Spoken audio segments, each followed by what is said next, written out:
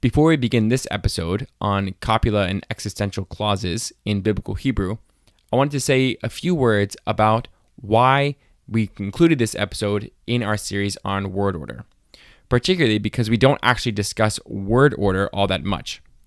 So the main idea is that different kinds of clauses will affect word order. So when we come to something like an existential sentence or a sentence with a copula clause, those kinds of sentences may have a different word order than, say, a transitive sentence in biblical Hebrew. So what we're trying to do is map out the kinds of existential sentences or the kinds of copula clauses that you might see in the Bible. So what we don't discuss is how this actually affects word order, right? But what's useful about this discussion is it gives you an idea of the complexity of even a subset of the kinds of sentences you see in biblical Hebrew. And really, each of those subsets could potentially have a different word order, right? So we talk about, for example, times when the copula appears and times when it doesn't appear. And that may affect the word order of the sentence.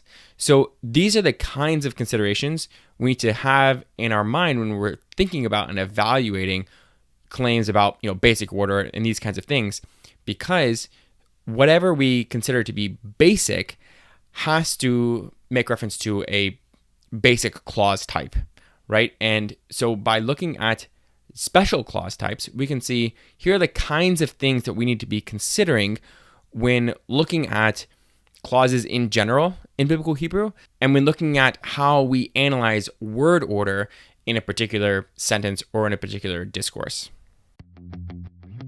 Welcome to the Biblical Languages Podcast, brought to you by Biblingo. I am Kevin Grasso, your host for this episode, and I'm excited to talk with Daniel Wilson today about the semantics of to be in biblical Hebrew. Welcome to the show, Daniel. Thanks so much, Kevin.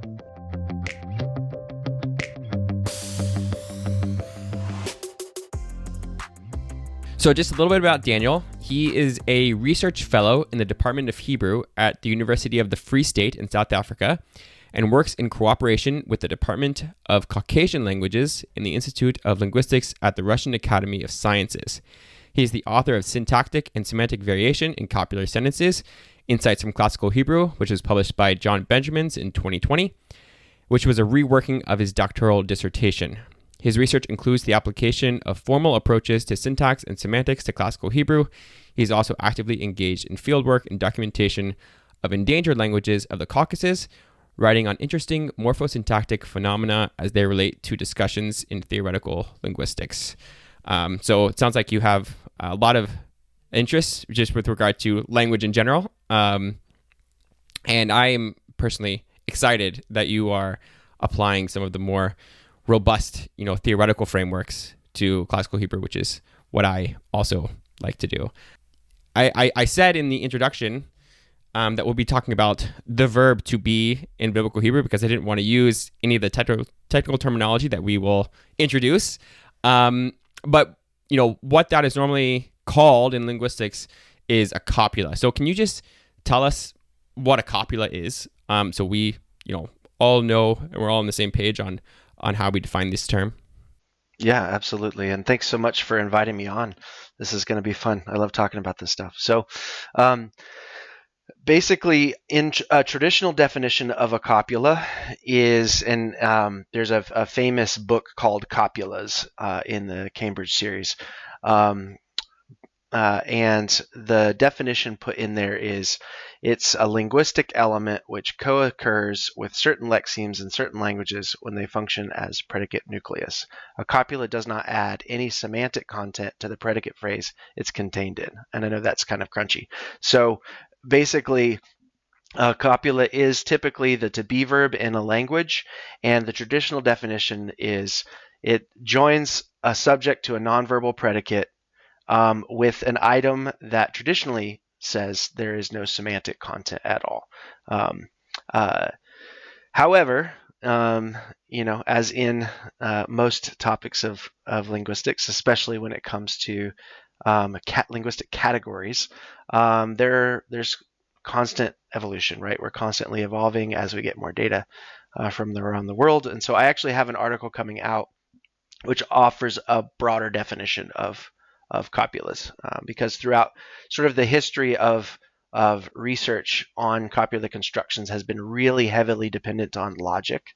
And so when you have these logical functions, there are even quotes critiquing, studies of copulas because they're not accurate for the purposes of exact logic, right? We want to know this is this, and if we need there to be no semantic content on that verb is, right, on that verb to be, for the purposes of exact logic. But cross-linguistically and in the study of copulas, around the world, English is actually somewhat unique in requiring a copula in every sentence like this, right?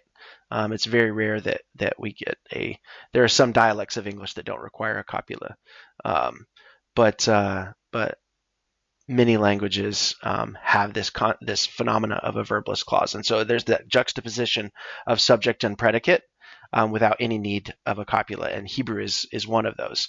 And so essentially, when I talk about copulas or copula constructions, it's when you have this juxtaposition of subject and predicate, plus or minus a copula, right? Because it's not required. These are types of sentences, and the copula plays a certain role in those sentences.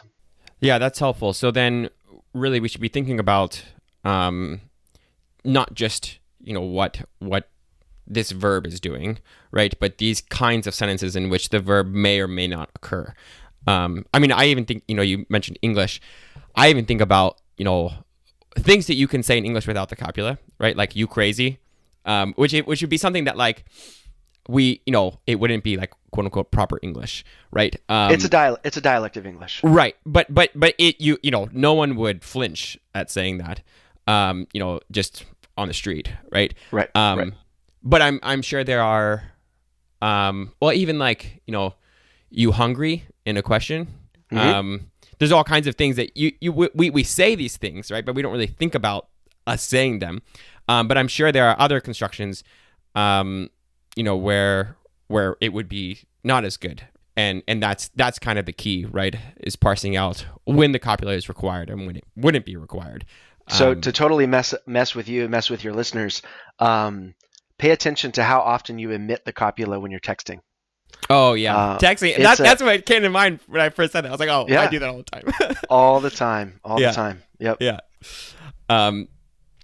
Yeah, that's great. So okay, we've mentioned you've mentioned a couple of times this word predicate.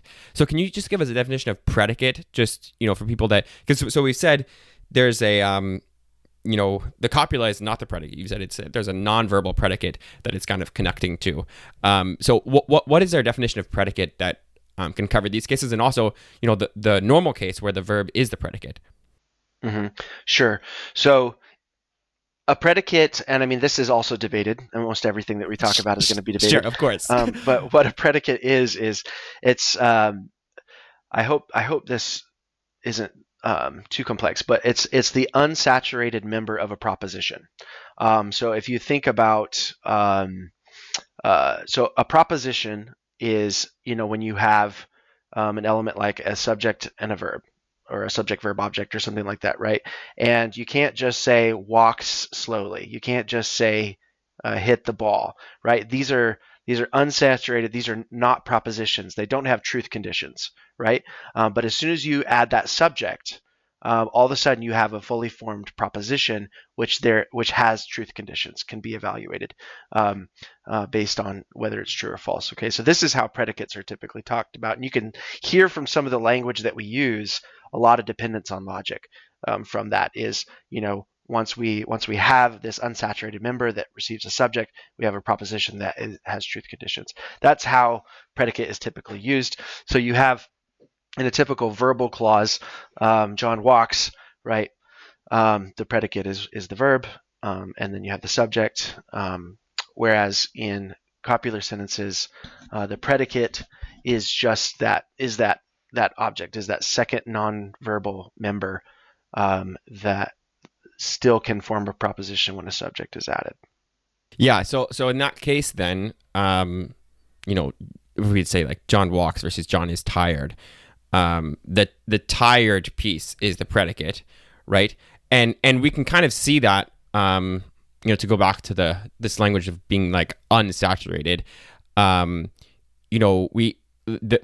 term that we've used on the podcast before actually is the term argument, right? So the verb walk will take an argument, right? And so before it takes that argument, it's unsaturated, right? It still requires something to complete the thought of that verb.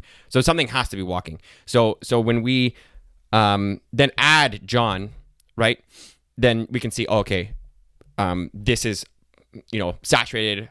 It's a proposition. It's something we can understand as a complete thought, right? And we can determine whether it's true or not.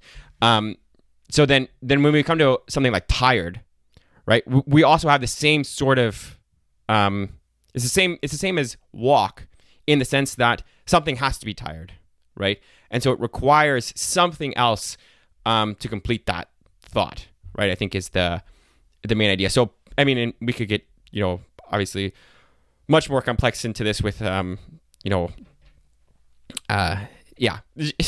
different semantic theories, but I think that's hopefully the our listeners can understand this, that basically predicates will require some sort of argument, right? Yep. And that's their main feature. So we've talked about predicate now in Copula. You also work on existentials, and so this is something that people that are familiar with Biblical Hebrew, they might be familiar with this term, particularly in yesh and ein. Can you give us a definition of existentials and maybe talk about if they're in English and what they look like in English if they are? Yeah.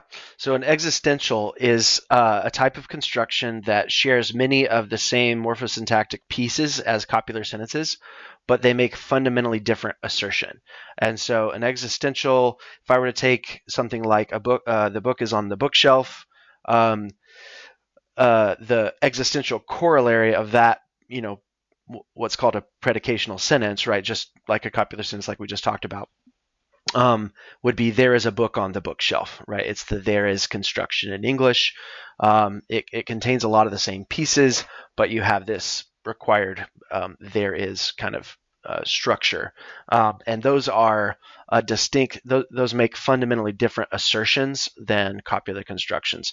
And so you have this existential versus predicational sentence distinction.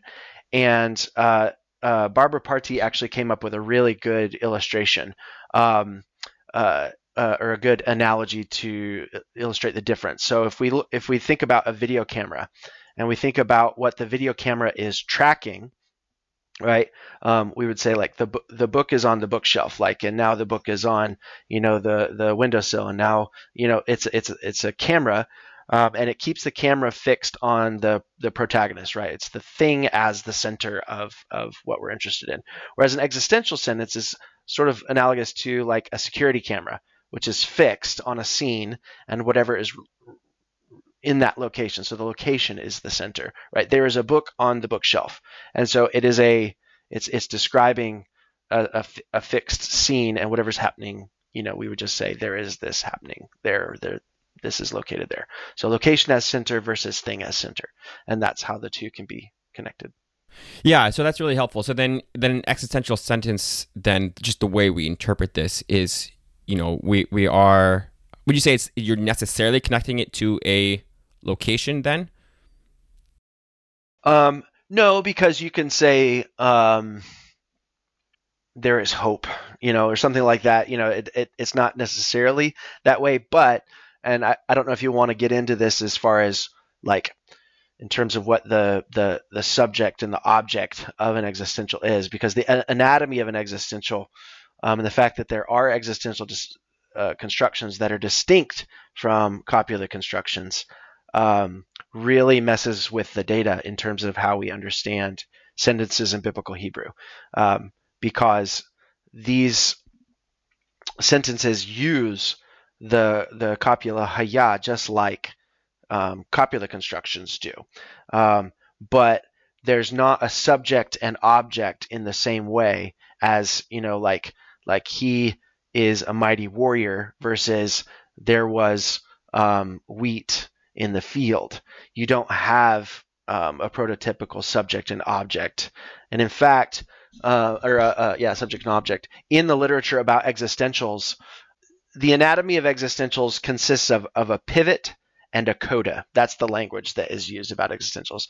The pivot is like book in the example of there is a book on the table, and then the coda is on the table, right? It's the prepositional phrase, and then usually typically a particle or a verbal copula. Okay, there's debate about this, but I'm of the opinion, and I think a lot of folks who work on existentials think about the pivot of the existential as the object, if we want to say there's a subject and object in existentials, and the subject is actually the contextual domain, which is further specified by the coda. And so basically, if you think about it this way, like in terms of subject and predicate, the predicate is the subject is the thing that when added creates truth conditions. If I say there is a book on the table, the thing that creates the truth conditions is the contextual domain with which you can verify that sentence is true or not, right? And so some people have talked about it. Okay, the object is the pivot and the subject is the contextual domain, and that's how we need to think about it. And so anyway, it's not as clear. And it makes, I think, Hebrew students struggle with it because they'll encounter an existential without knowing about it. And they're like, okay, is this the subject or the object or whatever? And the confusion is not your fault. It's because these are not prototypical subject, predicate, subject, verb, object sentences. Well, I think even just defining it as an object, right, is probably pretty problematic, right? I mean, just people wouldn't normally say that. I am not familiar with this literature on existential, so people wouldn't normally call the pivot an object, right? Or would they? Those that are in doing research on existentials do. They say the object is the pivot. Okay, interesting. I mean, in modern Hebrew, you often do have the direct object marker on the pivot. Yesh li et sefer. Okay. So that's just an interesting. I mean, I think that's pretty common. I think it's true in Aramaic as well. At some stages of Aramaic. Yeah, that's interesting. So we will not be focusing too much on that stuff. But I think it's really helpful to see some of the issues that people are dealing with these kinds of sentences. And it really is like much more complex. And once you dig into the literature, you realize like, oh, okay, and the data, accounting for all the data is tough. So okay, so let's just back up, and so we've talked about existential sentences and predicates, and you mentioned the copula in biblical Hebrew can be used with either one, right? Did I hear that correctly? Right. So can you explain, or if you have an example from biblical Hebrew, that would be helpful as well. Can you explain, what's the difference between the copula used as an existential sentence versus a predicational sentence, and how do you tell the difference between those two? Yeah. So most of the time, yesh and ain, like you said, are typically regarded as like these existential particles that form existential sentences, and that's true. But if you're dealing with something, for instance, in past tense, then you would have the copula functioning as an existential, or in future as well. There will be, there won't, there wasn't. And so let's see, like there's an example from Genesis 41:54. There was a famine in all the land. There's a negative existential in Numbers 20. What is it? Vayihi ra'av ba'aretz? Ra'av b'chol ha'artzot. Yeah. Okay. And so you have, there was a famine in all the lands. It wouldn't make sense to say famine was in all the lands. It's not assertionally that's not what's being done. It's not taking thing as center and saying famine. Now tell me about famine. Well, the famine was in all the lands. No, it's asserting onto the context some situational proposition. It's not trying to do a typical predication where I have the thing, the subject that I'm trying to predicate something of, right? As if you were concerned about famines at the moment. No, it's describing the scenario, which is what existentials do.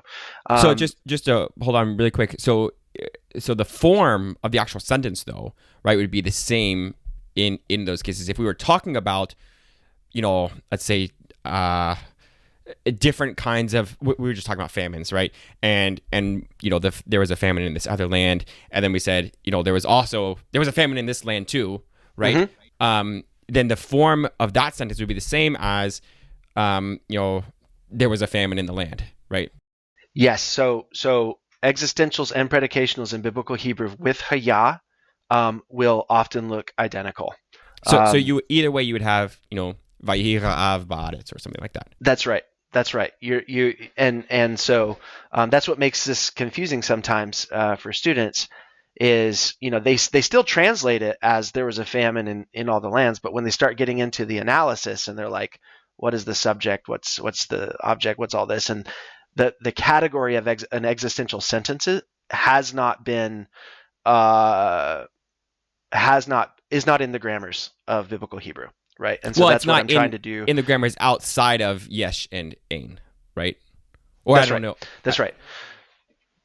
Yeah, it's not. And so that was part of my research, and as I dug into these, I'm like, these are all existentials, and we've not been talking about this, and it is it's a distinct type of proposition with a whole linguistic literature devoted to it.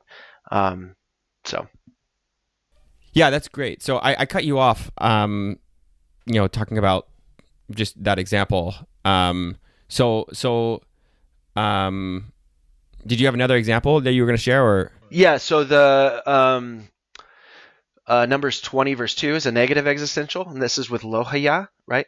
Velohaya maim laida, and so there was no water for the congregation, right? This is how. So in the same way that you have ain for present tense, right? You have lohaya for past, and so that's So haya is very, very actively used to form existential sentences in biblical Hebrew.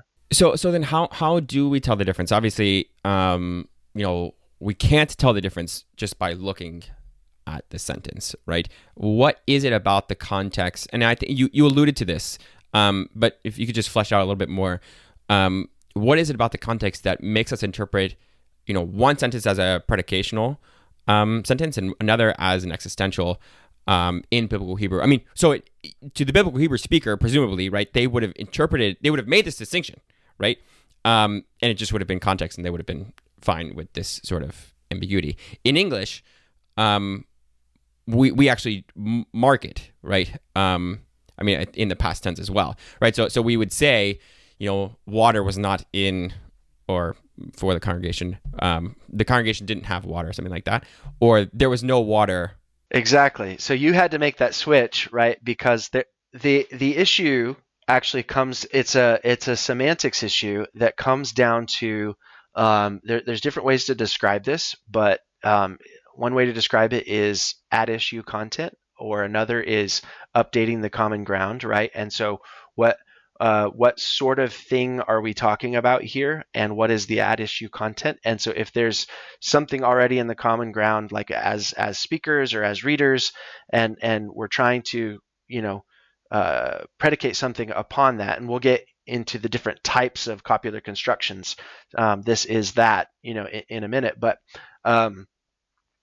it's almost always clear. There are some ambiguous examples. In fact, I've pulled some of them out that are in my book, where it could go either way, and there's just nothing we can do with that. There are cases where there are ambiguous examples between a predicational versus existential sentence, but most of the time it's very clear based on what the context is, what the common ground is, what it is that we're talking about, and they're pretty easy to disambiguate in most cases. Yeah. So the common ground is another technical term, right? For people that aren't aware of it, that is basically what I mean. This gets very complex very quickly, right? But basically, what two speakers would have in common about what is true and false, right? What they would, yeah. We'll just leave it at that. That's And the what's been stated before, right? And right. so, the whatever, like in turn taking, what kinds of things have been brought up before. Butterflies are pretty, right? I just said that, but there was no previous common ground where we were even discussing butterflies, right? So we broke something there, right? By inserting something that had no, in terms of turn taking. So we make these kinds of compromises, and we take these turns and we move and build on common ground and make updates to them as we have conversations with people and discuss issues, right? And that's far more common than what I just did, which is totally just bring up something that has nothing to do with what we're talking about. Right. There are those people at certain parties, though, that are really good at disrupting the common ground. But right, exactly.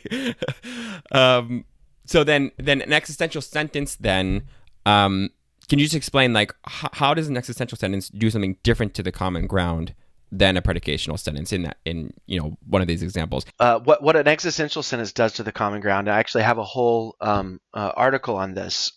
There's a name called Ethetic Construction that is typically used, but essentially it's a common ground creator, right? And so it assumes, basically it assumes nothing and it creates the common ground. There was no water for the congregation. Isn't building necessarily off of anything else that's gone before it. And so it's a common ground creator that just asserts a proposition onto the common ground without necessarily building off of something previously said. So you're saying that's an existential? Yeah. Right. And so then a predicate would then be, I take something, an entity that we're talking about already or something that's known, and then I say something about that thing. That's right. Okay. Mm-hmm. That's right. So now we've talked a good bit about existential sentences. So let's kind of shift gears now to these predicational sentences. So in predicational sentences, we're talking about, again, something in the context or so what there are though different kinds of predicational sentences, and this has been like well documented for quite some time in the literature. Yeah.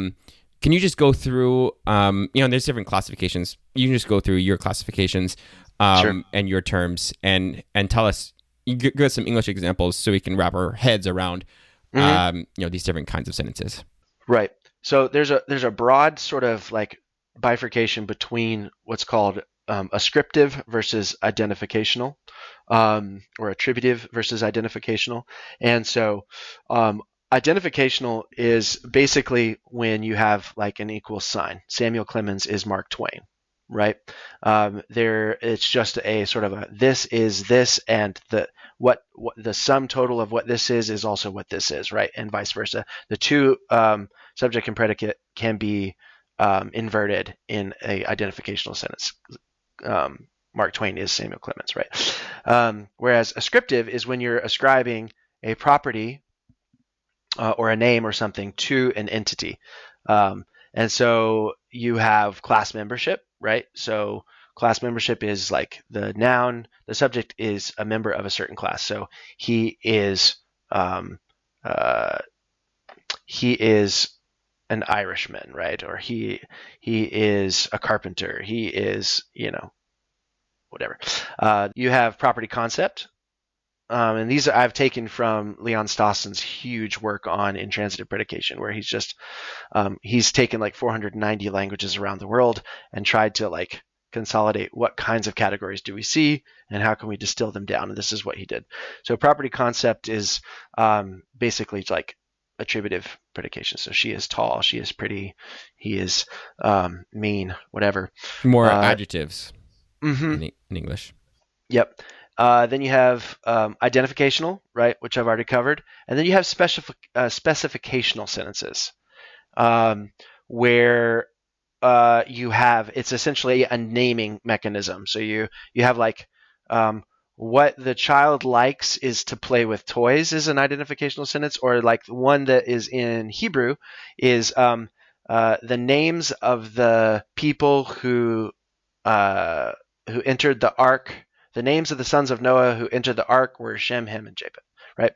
That's a specificational sentence, and so it's like a listing function, and those are sort of distinct categories, and they have various semantic differences in once you really dig into them. But okay, so we have let's just focus on the first three then, and I'll go back and repeat them.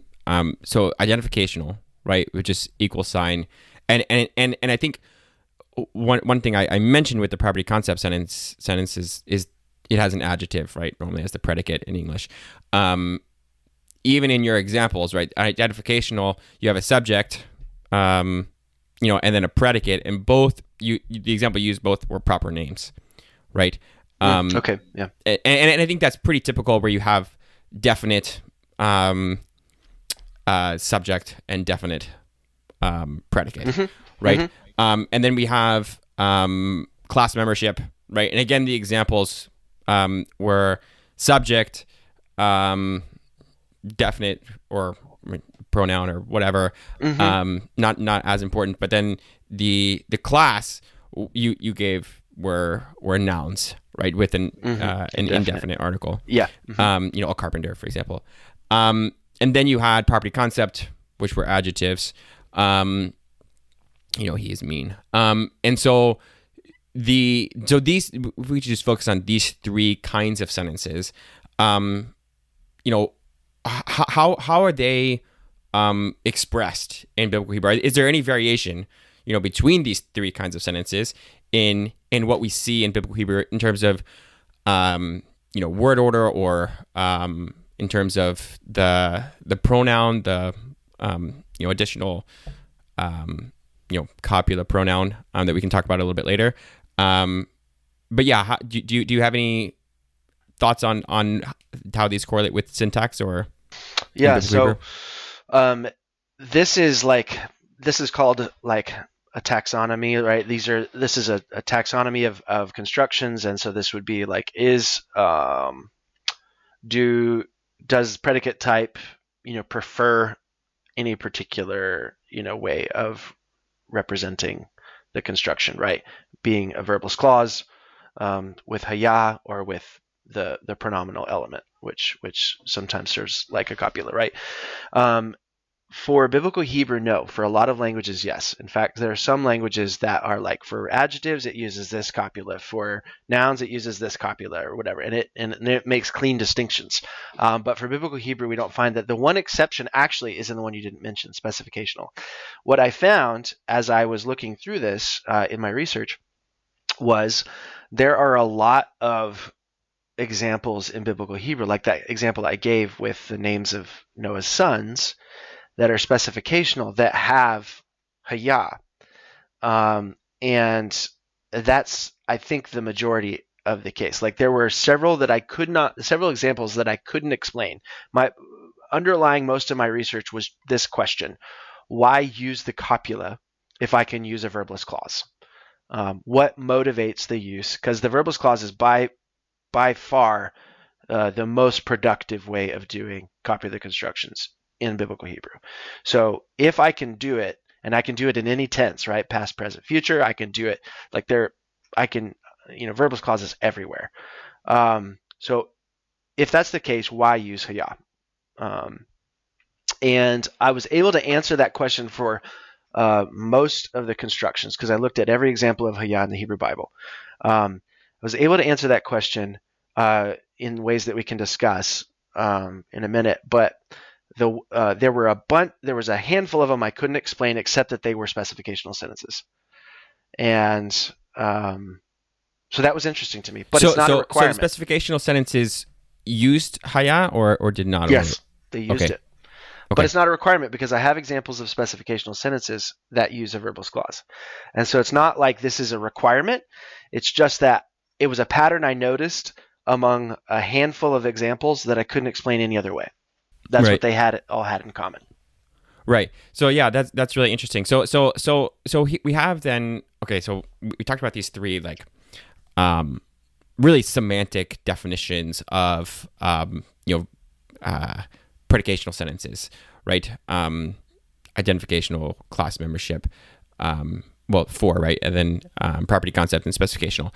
I just brought up basically the syntax in biblical Hebrew, where we have different ways of expressing predicational sentences, right? We can do, like you said, the verbless clause, right? Where we have no haya, no other element. We just have,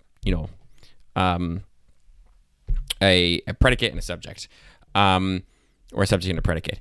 And then, so that's, we can call it like the null verb, or however you want to call it, whether you think there's a verb there or not. And then we have some sentences with a pronoun, so I think a famous one, ata hu Adonai, right? Yeah. So you are, and then the who there, right, seems to be functioning as is, right? That's how we would translate it in English. You are the Lord. And then sentences with haya. So you'd mentioned, your main research was, why do you have haya, right? So in these three constructions, I mean, what do you see as the patterns? Like, why would you use one? Why do you use the null? Why do you use the pronominal element, the atahu haya or Adonai, and why do you use haya? Sure. Okay, so this leads back to sort of the why I thought that the copula needed a different definition. I'm going to go through a few examples of what haya is doing, and the copula can actually be classified as a type of auxiliary. So an auxiliary, like we have had 3 tornadoes in the last year or something, like have had, like these are auxiliaries, like they're repurposed, verbs used to host or pronounce certain features with respect to tense or aspect, right? This is how auxiliaries work. A copula is just that. It is an auxiliary whose purpose is to host or pronounce certain features. And some of these features aren't as simple as just tense and aspect variables, right? Sense and aspect features. There are a few others. So this is what I found in the research. First of all, just take all the existentials, right? Existentials require haya if it's not yesh or ain, right? And so that's a bunch of the examples. That's why haya exists, is to because it's required for these existential sentences. Okay, so just to point out, that's an important point, right? That we would never have an existential sentence with a verbless clause. Correct. Is it? Okay.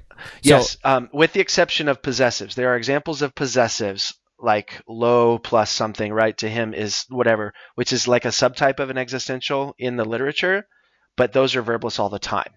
Right. But in terms of the kinds that we talked about just now, it's my understanding that these require some form of either haya, yesh, or ain. Okay, so then we're looking at sentences with haya, right? And we've said, okay, we have some that are predicational, some that are existential. We're just going to block out those existential sentences for now, right? And then we're going to say, why do you have these predicational sentences with haya and other similar predicational sentences without haya, right? That's and that's right. the question that we're trying to answer. So one is aspect, which I don't think is controversial, imperfective or habitual aspect, right? So there's an example in Hebrews 9:15. In the evening, it would be over the tabernacle like the appearance of fire until the morning, right? So this you said Hebrews 9:15. Is that Exodus? Numbers. Sorry. I said Hebrews. You said Hebrews. Yeah. Numbers 9:15. Okay. Yeah. Okay. Sorry. In the evening, it would be over the tabernacle like the appearance of fire in the morning. It would be over until the morning, right? There's this idea. It uses yihye, uses the yictal form, right? And then you have like a past perfect example, which perfect is a tense aspect sort of amalgam, right? But your servants have been men of livestock from our youth until now, Genesis 46:34. So from our youth until now, that adverbial, clues you that this is a past perfective. Your servants have been men of livestock. And it's actually my contention that Genesis 1:2 is past perfective. This was the example. So the earth had been formless and void. This was the example that got me started back in my master's program, because I had this question. I was being introduced to some of these ideas, and I looked at this and I could not explain V'ha'aretz hayata tohu v'buhu. I couldn't, because in the very next verse, the Spirit was hovering over the waters, right, is verbless. And I'm like, wait a minute, this isn't because like we need to know what the tense is. It's clear like that we're reporting in past time, right? Why is hayata there? Why is this verb there? And that started the entire journey for me, was this example. This is the way I'd explain it, right? In the beginning, God, Genesis 1:1, it's clear that we're talking about something past referring. So why in Genesis 1:2 is haya there? Like, it's not required. This perfective form of haya is not required in order to disambiguate the tense, which is commonly what it does. So I'm like, what is it doing there? Why is it there? And then you have this subsequent verse 3 where it's clear, and it just continues on. And so as I finally got around to answering this question after I had looked at every example of haya in the Hebrew Bible and categorized the use of every single one, this one, I'm absolutely convinced, is past perfective. Now, Okay. So what would your translation be then? The earth had been formless. So past void. perfect. Yes, past perfect. Sorry, I said perfective. Past perfect. No, okay. So then the point here then is that it's not that haya is needed for a certain kind of tense or aspect, right? But it's that haya is needed for a new tense or aspect. Would be my interpretation of what you're saying. So you have, because you have a certain topic time that was established, right, or reference time in the first verse, right? So you have like God created the heavens and the earth, right? And so that's past tense, right? And then when you have the next clause, what you're saying is that what the haya is doing is introducing a different time, right? So had been, right, would be before, or, well, it would be... I see it as parenthetical. It's a parenthetical sort of, now let me explain. The earth had been formless in the void, and the Spirit of God had been hovering over the face. So that verbless clause, what verbless clauses do is they continue the time that's established based on the verb that precedes, right? So now the Spirit had been hovering over the face of the deep, and this had been this and this and this, and then God said, "Let there be light." Right? But you have the haya there because it's establishing a different one than the previous clause. Yes. Right. Okay. So that's why you have to say had been and not just was. That's right. Because if it had just been the earth was formless and void, it would have been verbless, hands down. Right. Yeah, that's really interesting. I'll have to reread that passage again and think about it a little bit more. Okay, so then we have haya being used. Then you brought up examples for aspect. Tense aspect stuff. Yeah. And then you have mood, which is obviously, it's obvious because there's imperative morphology for haya, right? So that's pretty clear. But then you have what's called inchoative, right? And an inchoative is it has the idea of become, right? Becoming, acquiring a state, right? And so this is the famous haya plus lamed examples, right? Where you have in 2 Samuel 5:2, you will become leader over Israel, right? You have va'ata tihyeh lenagad, right? And so you have this haya plus lamed, but you don't need the lamed for there to be this becoming, this acquiring the state idea. So that's one example where haya is required. Then you have these interesting, what I called directional examples. And this, they're everywhere. This is the word of the Lord came to Samuel, came to Elijah, came to whatever. 1 Samuel 15:10, right? Exactly. It's everywhere. What's crazy about this is it's everywhere, but if you think about the semantics of it, what are the semantics of it? It's telic, right? And it has a experience or subject, which is not typical for copular sentences at all. They're not events. They're not achievements, right? If you think about the different like semantic categories of sentences, you have states, you have achievements, you have Accomplishments. accomplishments, and activities. Yeah. So you don't, copulas aren't supposed to be involved in those other three, right? They're supposed to just be states. Right. Exactly. And so this is really what like got me started on the road that I'm on to saying this is everywhere. I'm working in languages now, multiple languages. I have an article coming out demonstrating just amazing things that copulas are doing that are filled with semantics beyond just what have been traditionally defined, right? And these were the examples that really clued me in when I started to think about the semantics of the word of the Lord came to so-and-so. Was this is functioning in a way that copulas traditionally defined is not supposed to function. Right. So then the question then, right, is, okay, you can't say that in English, right? You can't say it was to somebody. Right. The word of the Lord was to me, meaning the word of the Lord came to me, right? And that's how it's translated in English, right? You have to use come. So the question is, are we dealing with just a lexical difference between haya and is in English? Is that and this has been noted, right? Okay, haya means to be, but it also means like happen, right? Or something like that.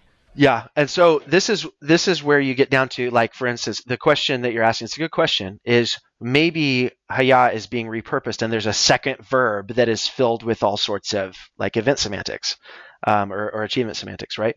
But what's crazy is when you start looking at copular constructions, like how these things are used around the world, you'll realize that all I've done there is I've introduced features. I have not introduced anything else except for what are called an end boundary, right? A boundary happening, right? Yeah. So it's boundary happenings are concerned with points.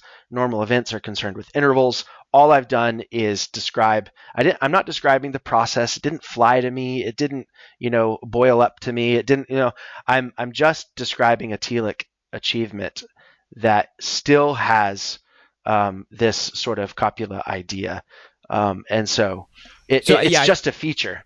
Right, and I think that the important thing when we talk about like features is it's a logical feature. It's not a it's not a lexical feature in the sense that like you don't really have a different meaning in this kind of construction. What you have is, what you're saying is when you say, the word of the Lord was to someone, right? And what you're saying, right, is it's an achievement, it's telic, right? It's a boundary happening, right? So it's all basically saying the end point of this event of the word of the Lord moving in the direction to someone, right, has occurred, right? That end point has been reached. That's right. That's right.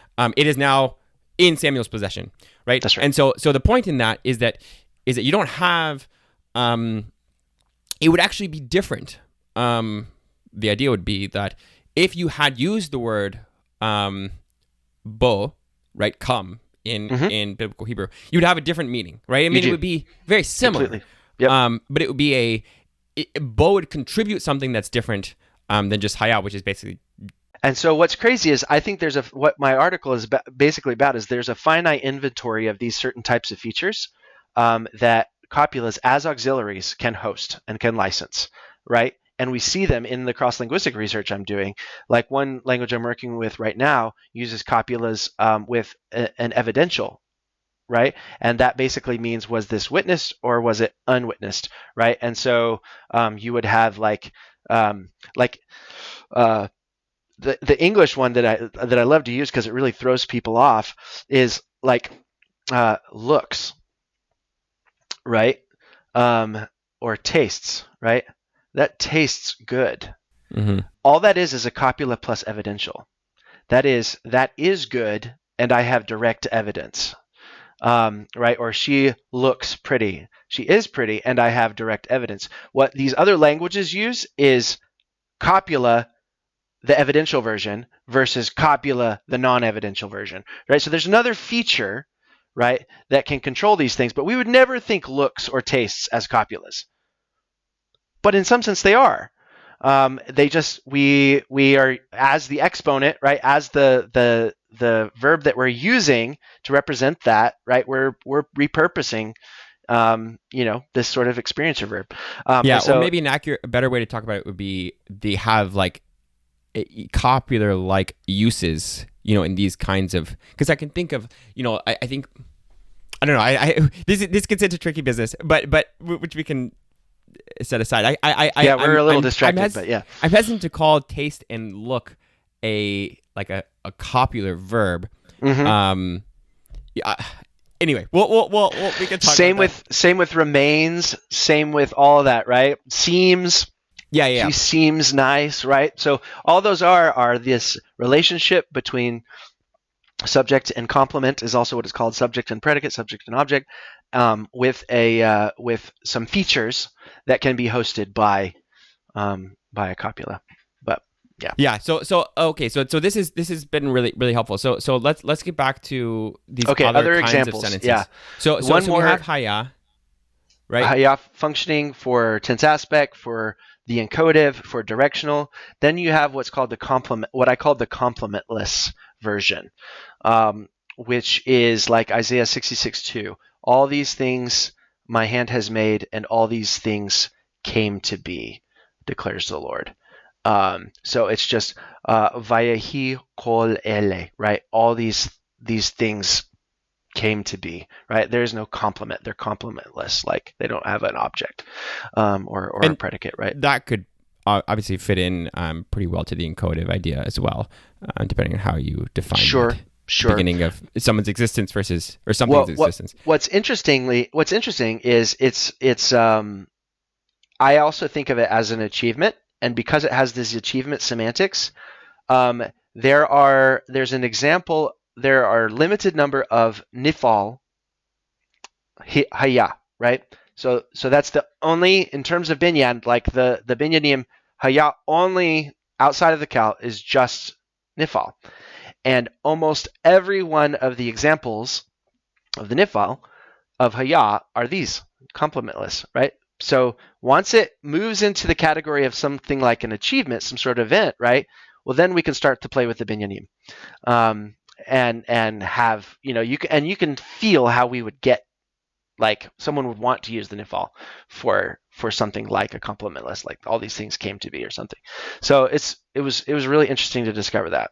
Yeah, that's really interesting, and I actually have a lot of interest in the binyanim, so I will look at that more closely. So okay, so then we have haya, then why then we have these other kinds of clauses, right? Where I had mentioned ata hu Adonai. Yes. Why are those used? So the pronominal.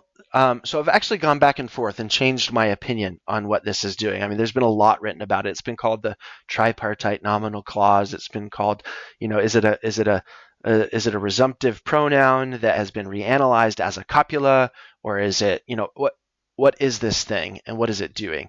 Well, can you explain really quickly what a resumptive pronoun would be, just in English? So like in an example, for instance, like now Kevin, he's a linguist, right?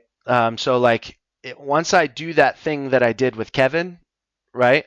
The resumptive pronoun, like I use it whenever I do something like I did with Kevin, right? So now Kevin, he's a linguist. I've got this left dislocation situation. The resumptive pronoun resumes the subject that I just referred to in order to form my predicate construction. So the resumptive pronoun there is he, and the reason why people in biblical Hebrew have had this analysis, I think, just at a very basic level, is in English that's the only option, right? Because you would never use the pronoun, as a sort of copular like verb, right? And so the issue is that you would only have if you said you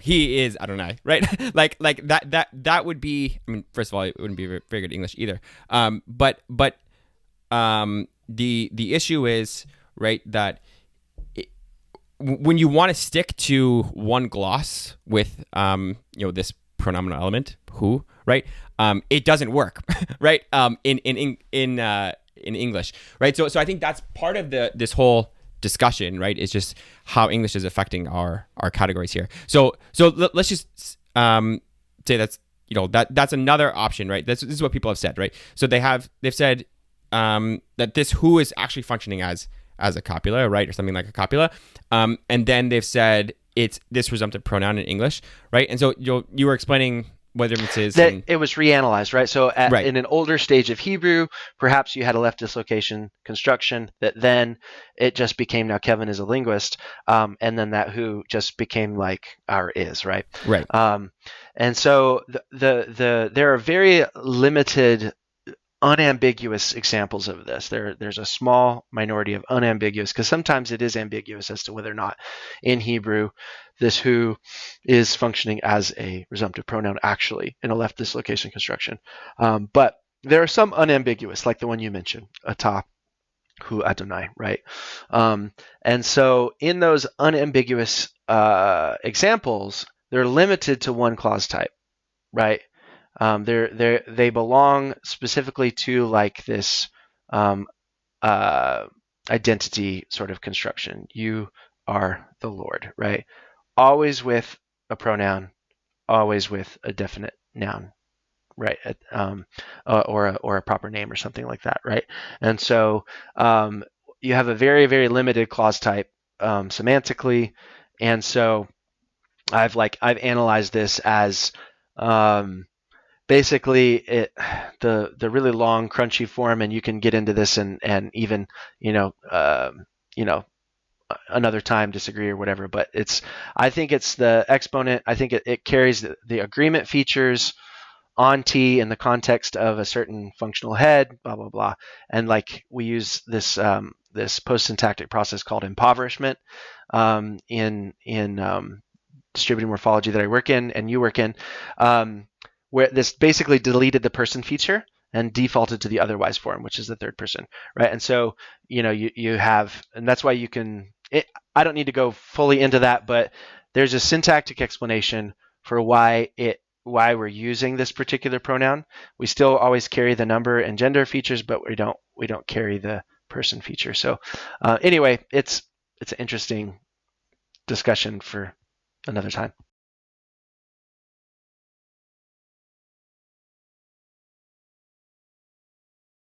Well, no, not necessarily, right? Because you do have, there's one that's like, you are my God or something like that, right?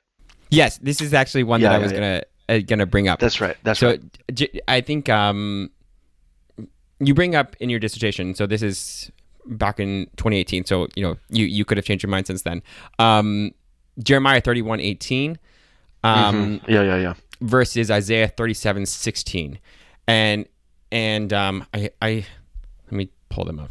But I did look into that because you wrote me about that, and I did in the published book. I did change my view on this.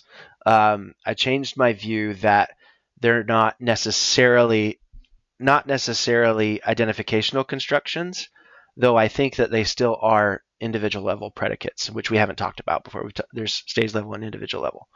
Okay. So this is interesting. So in Jeremiah 31:18, Atah Adonai Elohai, right? And so Adonai here is God's name. It's a proper name.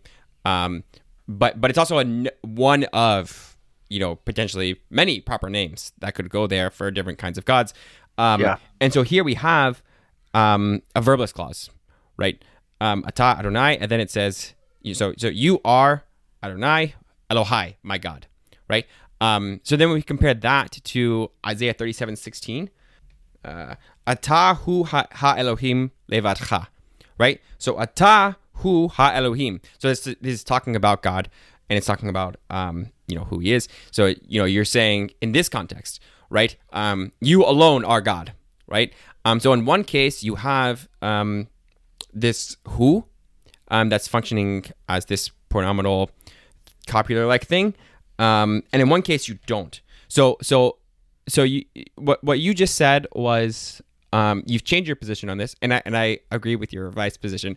I think that the pronoun or this copular, I don't know, I can't remember what you call it, because you don't call it a copula. So, but this, it's yeah. Go ahead. Just I called it prawn, inconsistent with the other literature, but right.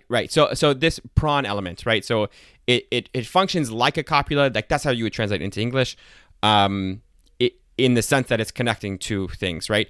And the idea is that what you're saying now is that it actually has a specific semantics to it. Yes, right. It shows up in certain environments to host certain features like a copular element does, but it's those are very reduced contexts. Okay. And so yeah, no, I revised my position on it, and reflected that in the published version of my dissertation, which I think put me at odds with some folks because they liked my initial position. But anyway.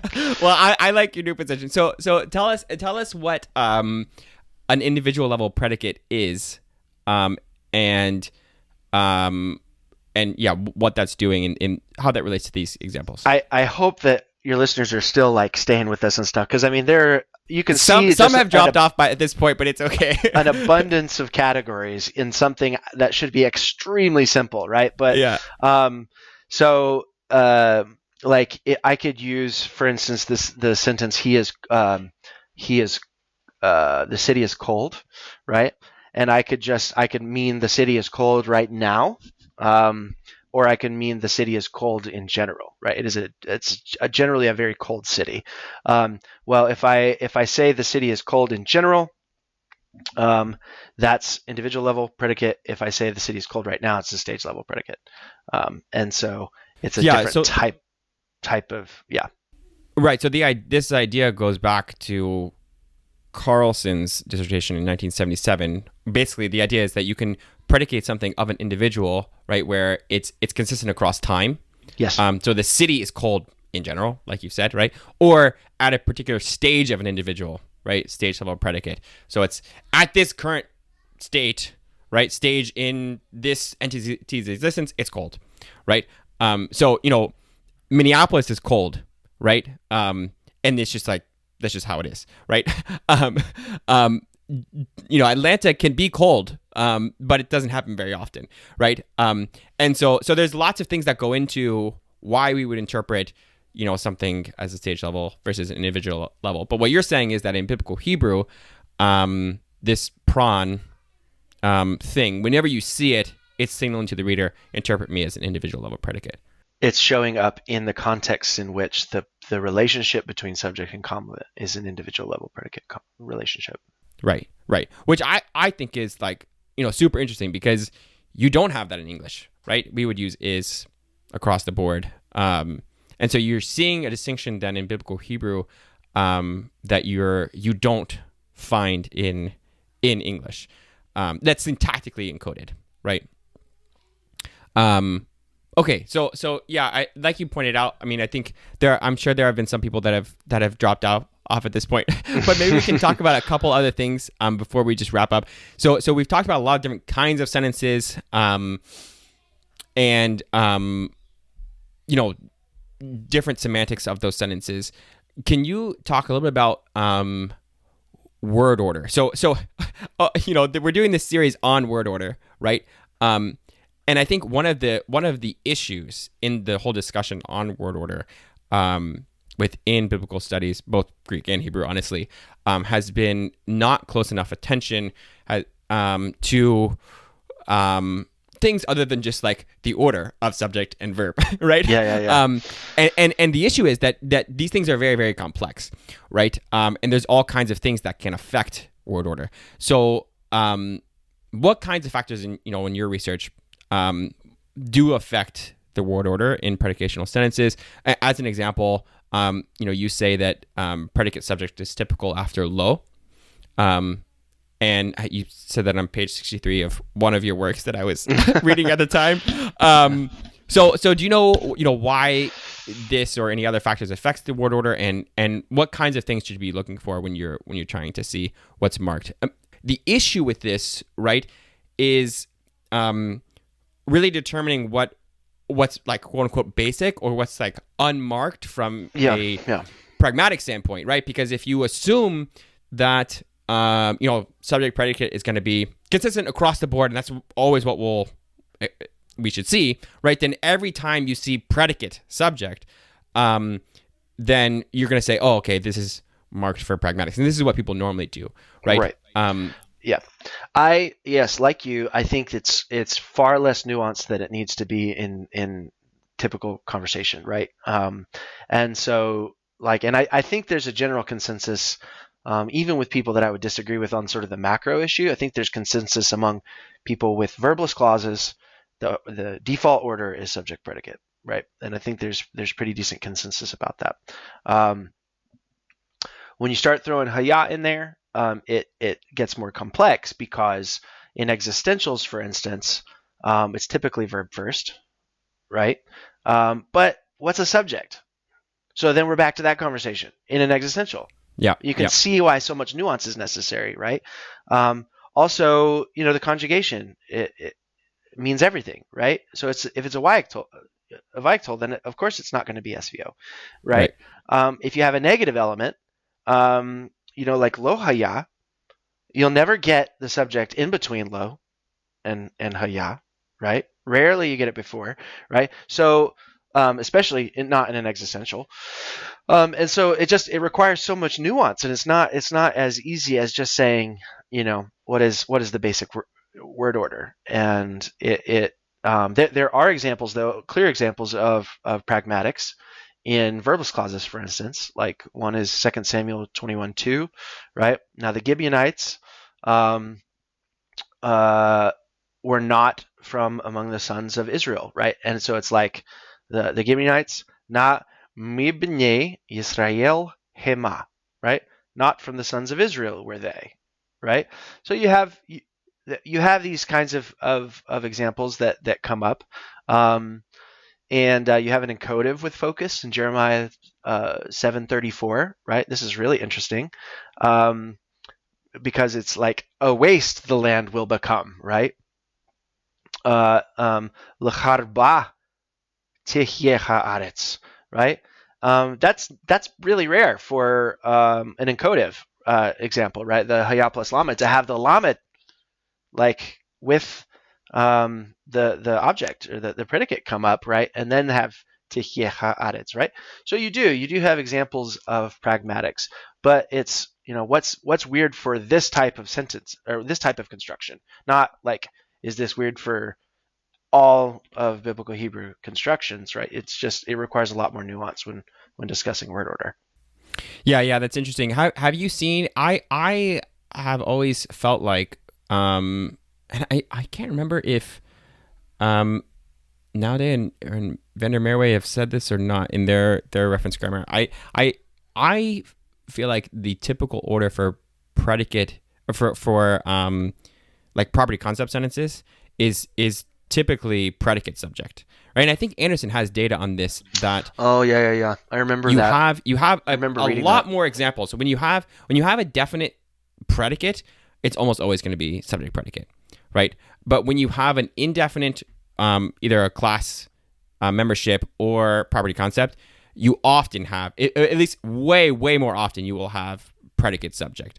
And I think that's something that, like, even in this whole discussion, right? I mean, what you have to do, right, is you have to go through all the examples and you have to see, okay, like, are there any other reasons why you have movement here, right? Or is this actually not movement, right? Is this is this signaling to you that, okay, I mean, I think another reason that this could be the case, right, is because you actually do have a type difference. Again, this is like pretty theoretical, but a type difference between the predicate as an individual, right, in identification sentences versus an adjective or an indefinite, right, or an arthros, really. You have that's a true predicate, right, and so semantically it's going to be different, right, than identification sentences when you have these two things are just there's individuals that are equal. Yeah, that's right. Yeah. Yeah, that's right. So, yeah, do you have anything else to add before we sign off? I'm sure if anyone is still listening, then they are their heads full of knowledge about the verbless clause at this point. But no, I don't think so. I'm just thrilled that someone's interested in hearing about the research. I spent a lot of years on it, and so it's fun to be able to talk about it and get it out there and know people are interacting with it. So. Yeah, well, it's been great to have you on, and maybe we'll do it again sometime when you have other work come out. So thank you, Daniel, for joining us. Thank you, Kevin. And thank you to all of our listeners out there who have taken the time to listen to the Biblical Languages podcast brought to you by Biblingo. We hope you enjoyed the episode.